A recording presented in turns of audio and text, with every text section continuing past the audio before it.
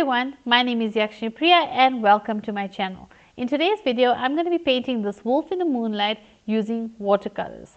Now, I've started this painting doing an outline of basically outlining the area that I'm going to be painting in using washi tape. You could use masking tape for this as well, that would work fine. I would normally use masking tape, or you could just paint freely and not have to worry about that outline. It's entirely up to you. I do it all different ways as well.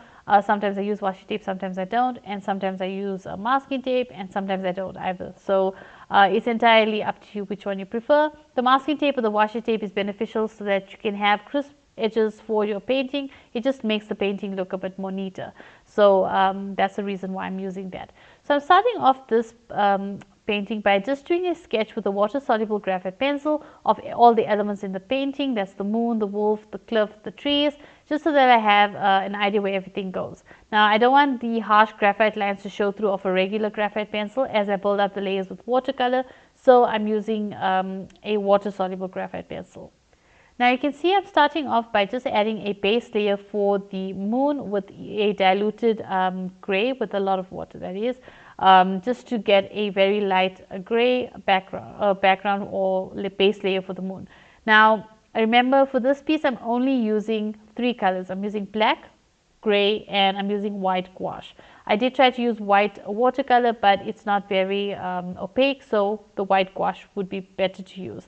So you don't need a lot of colors to create a painting. You can see I only used black, gray, and white, and I was able to create this painting which can really look nice with a few colors. So yeah, now this is the last page in my sketchbook. This is the third sketchbook that I've completed. So this is my final page in completing my sketchbook.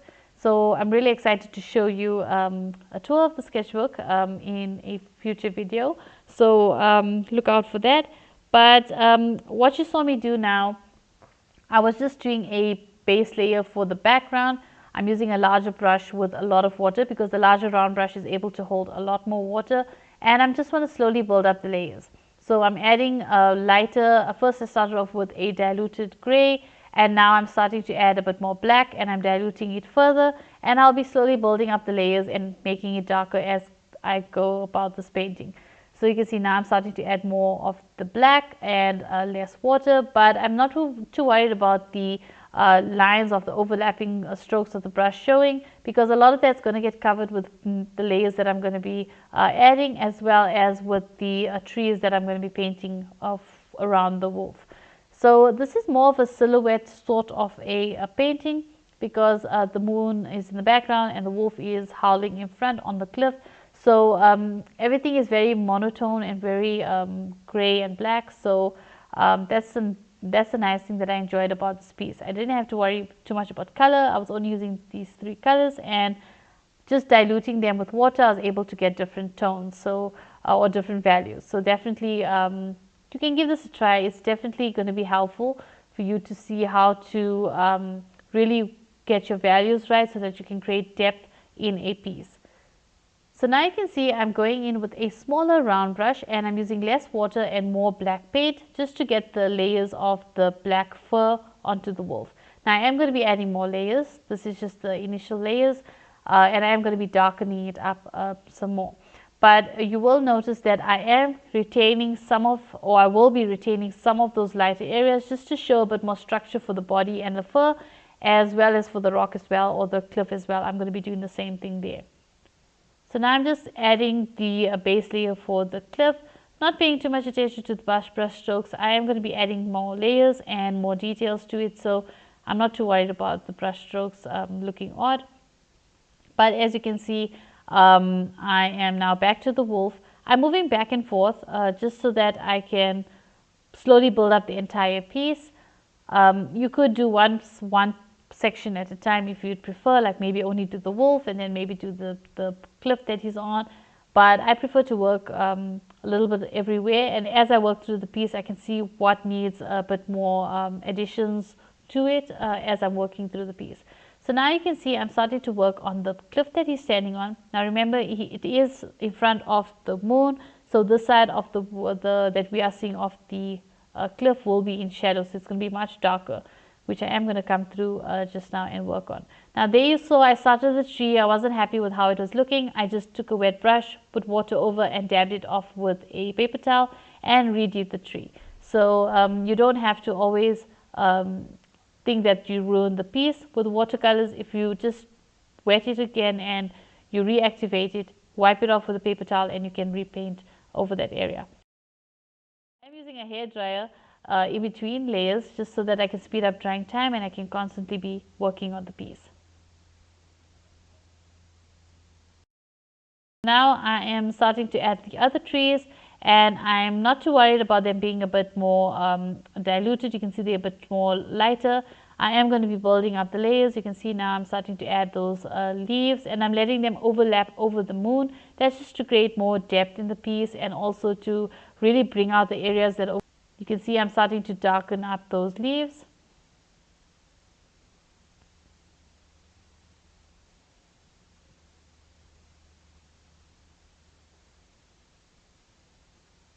And there I'm just adding more darker layers of paint. Now the darker the paint I want it to be, if I want it to be darker I just add less water, and if I want it to be lighter I add more water. So that's the key thing to remember when you're working with watercolors, and especially in this piece where I'm working with only black, gray and white. We want to use the water to lighten up the pigment of the paint so that we can get different values.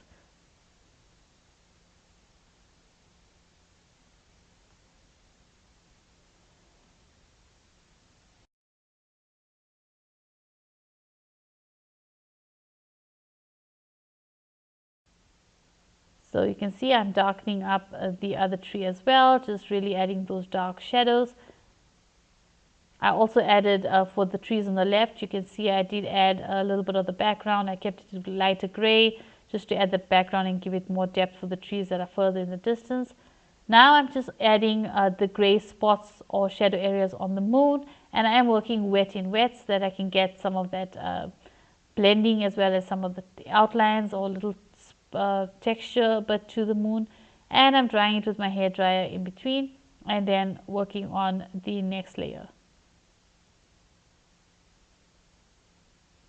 So now I'm going in with the white gouache. Now what I did notice is when I started using the white gouache, it gave the moon a bit of a glow, but at the same time it started to be a bit too a different sort of a white compared to what my background of my moon was looking like. So I just went over with a wash of very light gray just to really go over it and a little blend that gouache into the actual painting and make it look sort of cohesive and part of this painting. And then I'm using the white gouache again just to add very light areas over the muzzle of the wolf, as well as on some areas of the fur, the legs as well, the back, top of the tail, just wherever the moonlight could be shining on the wolf, as well as the cliff that the wolf is standing on, just adding some of that gouache to the top of the cliff as well. And then now I'm just going in with a wash of black with water just to really darken up that sky in the background. And you can see I'm just darkening up the sky.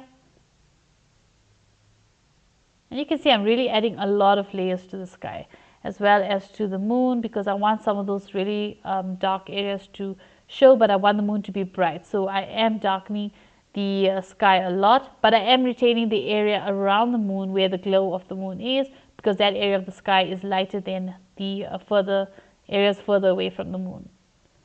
So now you can see I'm darkening the cliff area because, like I said, I'm retaining some of that structure of the wolf as well as some of the texture of the rock of the cliff that he's standing on. But at the same time, I want to darken the side of the rock or the cliff as much as possible and then keep the top light. Now I'm just adding or lighter, and I'm adding the shadow areas of the shadow of the wolf that's cast from the moonlight on him.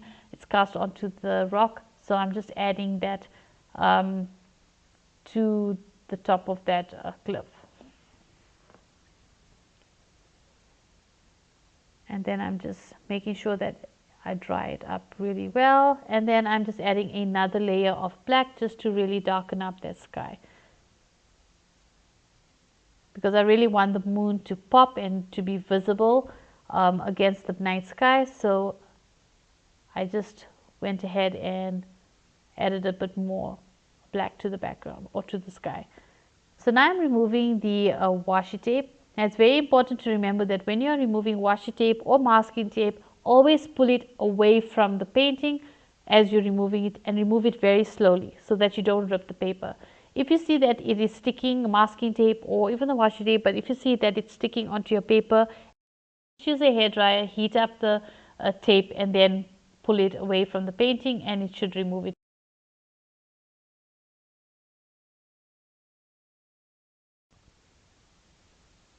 This is the final piece of my sketchbook, or the final page that I worked on my sketchbook.